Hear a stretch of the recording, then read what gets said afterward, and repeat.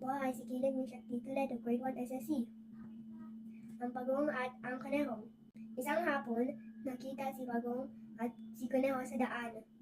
Miniro ni Kuneho si Pagong sa kanyang maliliit na paa na naging dahilan kung bakit napakabagal niyang malakad.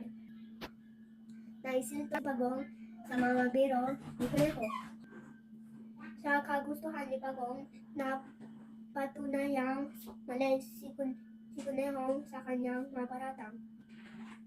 Hinamon niya si Kuneho at nagsabi, kung gusto mong sibutin ang aking kakayahan, bakit hindi natin daanin sa isang paligsahan? Maaring mabilis ka, subalit malakas naman ang aking resistensya. Ang hamon ni Pagong. Anong paligsahan ang nais mo? Tanong ni Kuneho. Kung gusto mo ay unahan na lang tayo makarating sa tuktok ng ilaklong bundok, sagot ni Pagong. Nagalak si Kuneho sa hamon ni Pagong. Tiwala sa sariling magagapi niya si Pagong sa paligsahan. Bawat isa kanya ay naninamumida ng kanyang mga kaibigan upang saksihan ang pagginalalas na paligsahan. Kinabukasan, umaga, marami ang nagsidalo. Magkamayaw ang mga hayop sa kasiyahan. Noon lang sila makakapanood ng gunong klaseng lapsyan. Sa pasimula pa lang ay naiwan na ng malayo si Pagong. Halos hindi na makakita ni Kuneho si Pagong dahil sa kalayuan ng kanyang pagitan. Narating ni Kuneho ang tuktok ng ikalawang bundok. Hindi na niya matanaw si Pagong.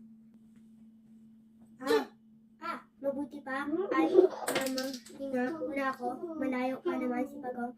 Napakalayo ng agwat naming dalawa, ang sabi ni Kuneho sa kanyang sarili. Naupo si Kuneho sa ilalim ng isang puno. Nang dayo sa kapaguran, hindi niya namalayang sila ay naipit.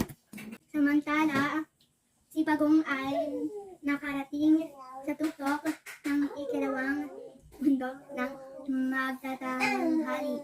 Inabutan pa niya si Kuneho, naghihilik. Himbing na himbing si Kuneho. Dalang marahil ng kanyang kapaguraan. Matatapit hapon na nang matanaw ni Pagong ang rupok na ikatlong bundok. Malapit na siya. Noon pa lang nagising si Kuneho. Tinanaw niya ang ibabang ng bundok sa pag-aakalang nanood pa rin si Pagong. Subalit, wala pa rin. Sinimulan na niya muling tumakbo. Takbong walang pahinga. Laking gulat niya nang abutan niya si Pagong sa tuktok ng ikatlong bundok, namamahinga na. Hiyawan ang lahat ng hayop. Lahat sila bumati si Pagong. Si Kuneho naman ay hiyang-hiya sa kanayan. Humingi siya ng paumanhin kay Pagong sa ginawa niyang pag-insulto. Simula noon ay naging halimbawa na ng mga hayop na hindi dapat maliitin ang kanyang kapwa. Aral, mas mainam pa ang lakad ng mabagal sa sigurado kaysa matulin na kung matinig ay malalim.